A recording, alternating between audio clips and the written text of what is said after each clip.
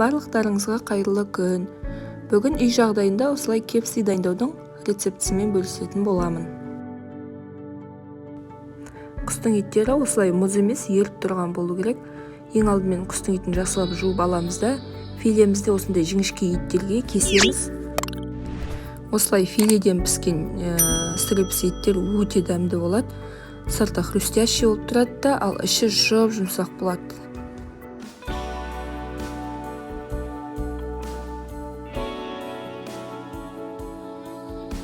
Еттерімізді осылай дайындап алғаннан кейін маринадымызға кірісеміз. Оған 600 грамм су, 1 шай қасық тұзымызды салып, одан кейін 2 қасық паприкамызды және 1 шай қасық қызыл бұрышымызды саламыз.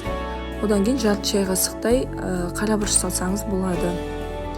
Және 2 ас қасық сұйық май қосамыз да, сол кезде араластырамыз, барлығын маринадымыз дайын болады.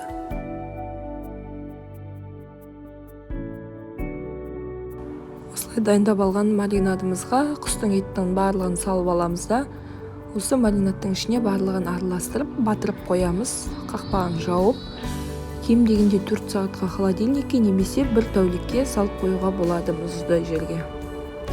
Одан кейін барлық етіне сіңіп, күшті болып тұрады дәмі.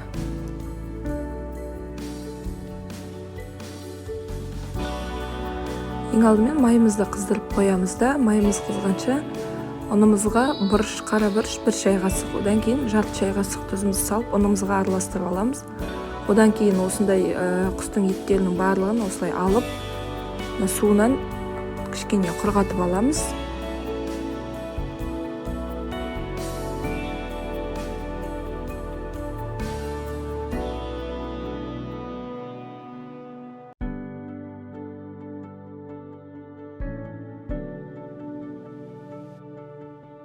Жаңа шығарып алған құстарымызды жайлап ұнға бір аунатып, одан кейін соусқа бір батырып аламыз да, тағы да ұнға аунатып, сонда 2 рет ұнға аунатамыз да, барлығын өстіп бір ыдысқа дайындап аламыз.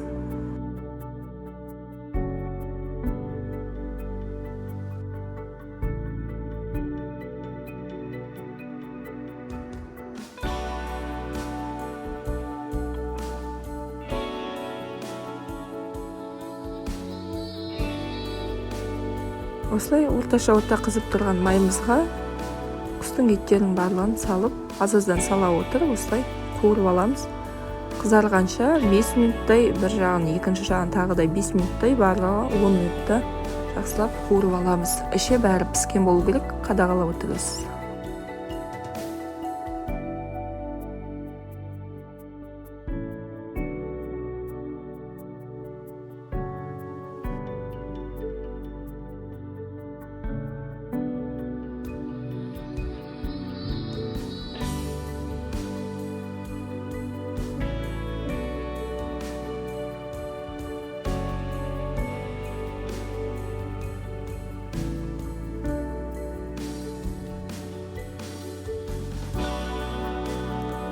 Отбасыңызға осылай үйден қолдан жасап беріп ұсынсаңыздар болады.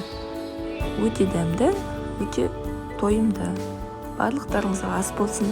Менімен бірге болғандарыңызға рахмет. Каналыма жазылып кетіңіздер.